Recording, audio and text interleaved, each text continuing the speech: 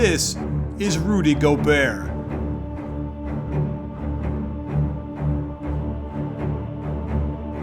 He is long. He is tall. He blocks tons of shots.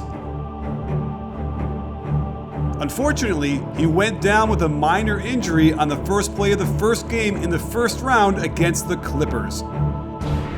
And LA took advantage, winning 2 of the first 3 games of the series. But then Blake Griffin went down with his own injury, and Utah has stormed back to take the next 2.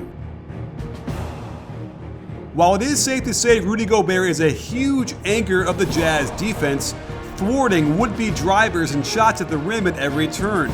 But what about his overall impact so far in this series? If you wanted to see firsthand just how impressive he is physically, then you need to download the SeatGeek app now to buy a ticket to the game. You'll be able to see what your vantage point is from the seat, and they'll also grade the price so you'll know if you're getting the best deal on those seats. And this isn't limited to seeing the Stifle Tower or CP3. You can get tickets to all the NBA playoff games or any concert event as well. So use my code BBall to save $20 off your first purchase on SeatGeek, and you'll get a deep experience into the sights and sounds and smells of a real NBA arena. I dug deep into the stats to figure out if Rudy was being the defensive tower of power that most people say he is. So I examined all shots taken by the Clippers from within 5 feet of the rim in games 4 and 5. Of the 42 shots taken from close range, they made 23 of them.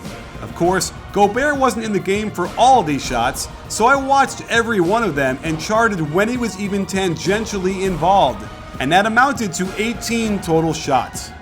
Interestingly, only 6 of those 18 shots resulted in a miss, and these plays were the typical Gobert defense where he was either intimidating guys to rush their shots or put up a wall and sent the shot back to whence it came. But that means that twice as many shots within 5 feet were made by the Clippers when he was on the court and either directly involved in the play or in the vicinity when the shot was taken. The Clippers also made life very difficult for him by setting ball screens that would pull him way out on the floor, helpless to get back into position to defend the basket as the roll man got numerous easy baskets when he couldn't get back in time. And this action seemed to lure him into trying to trap the ball, leaving his man wide open at the rim as the Jazz had no one else back there to prevent these easy shots. Is it possible that Gobert is also stopping drives to the hoop by his mere presence? The stats don't quite indicate that. The Clippers averaged 23.4 shots per game within 5 feet of the hoop during the regular season. In games 3 and 4, they averaged 21 attempts. However, the Clippers did attempt 26.6 shots per game from close in when Rudy wasn't playing in games 1 through 3. But the decline in shots in games 3 and 4 could also be traced to the absence of Blake Griffin, who took a whopping 26 shots from close range in the 3 games he played.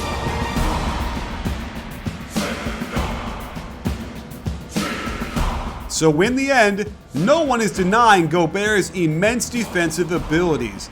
He's proved over several seasons he can be an anchor of an elite defense.